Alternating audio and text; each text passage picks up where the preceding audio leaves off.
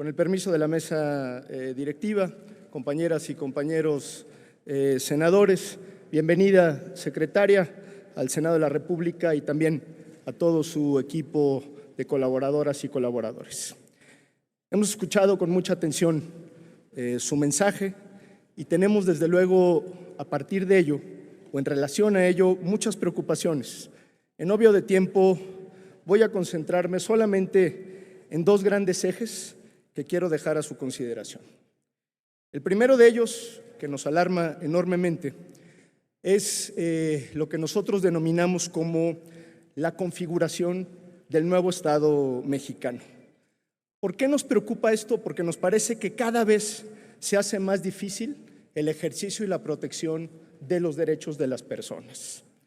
Desde el sexenio pasado, lo digo con responsabilidad y con respeto, se ha impulsado una estrategia deliberada para debilitar el sistema de pesos y contrapesos y con ello restringir las herramientas de protección de los ciudadanos frente al abuso del poder.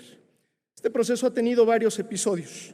El más evidente, sin lugar a dudas, es la reforma al Poder Judicial del 2024, que desde nuestra perspectiva desmanteló uno de los poderes de la Unión y cooptó políticamente a uno de los contrapesos. Una reforma que, por cierto, acabó con la carrera profesional de miles de juzgadores, que llevó a cientos de personas a competir en una elección plagada de irregularidades y que, cuando menos hasta el momento, no ha mejorado el acceso a la justicia de las personas. Pero no es el único ejemplo.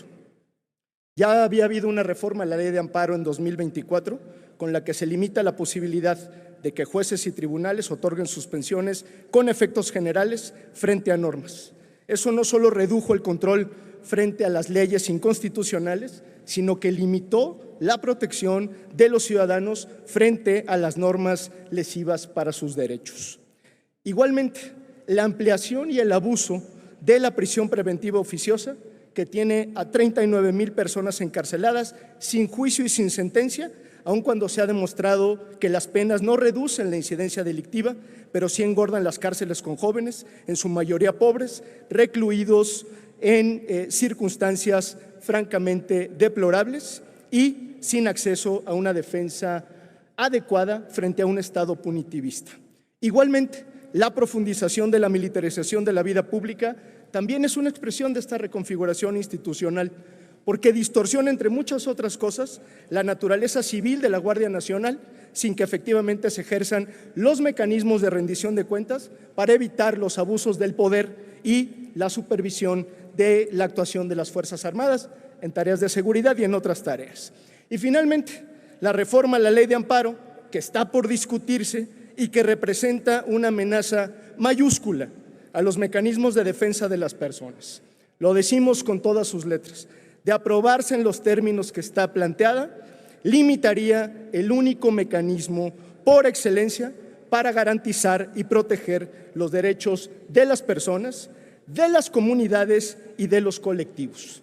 ¿Está usted enterada, secretaria, que más de 50 personas han acudido a este Senado de la República, barras de abogados, defensores de derechos humanos, organizaciones feministas, académicos, especialistas, para advertir que esta reforma es regresiva, que debe detenerse, repensarse y modificarse?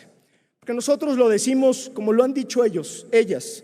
Si quisiéramos verdaderamente hacer una reforma progresiva en el juicio de amparo, deberíamos estar discutiendo cómo corregimos la imposibilidad de cumplir sentencias del juicio de amparo, cómo facilitar y hacer asequible este juicio para todas las personas y cómo avanzar hacia la protección de los derechos colectivos, como los derechos indígenas, ambientales, entre muchos otros derechos que deben ejercer las minorías.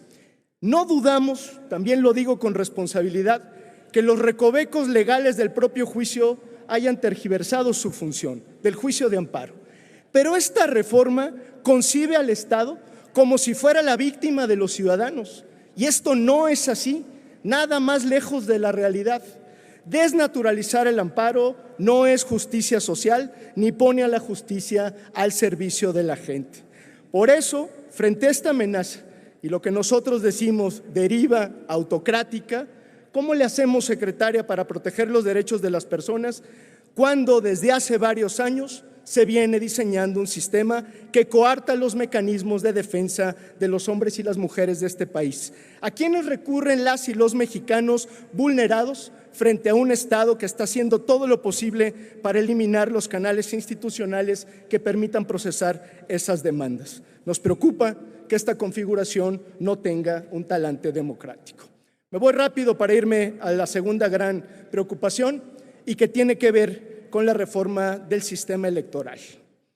El gobierno ha anunciado una comisión de la que usted forma parte, donde han convocado a foros de discusión en el país.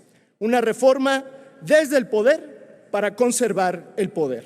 Una reforma que pretende, según se ha dicho, atentar contra el pluralismo democrático, la representatividad de los partidos políticos, el árbitro electoral y asfixiar, si se puede, la operatividad de los partidos políticos, fundamentalmente de las oposiciones en plural. ¿Qué garantía, secretaria, tenemos de que estos foros no sean una simulación como los de la mal llamada reforma judicial, que sirvan para legitimar una decisión que ya ha sido tomada desde el poder? Desde nuestra perspectiva, una reforma electoral debe surgir, sí, de la sociedad, pero también de la pluralidad de las fuerzas políticas, incluidas las oposiciones, no desde el poder y menos desde el poder hegemónico. Cualquier reforma electoral debe generar certidumbre y debe evitar cualquier tipo de regresión al pasado de partido hegemónico.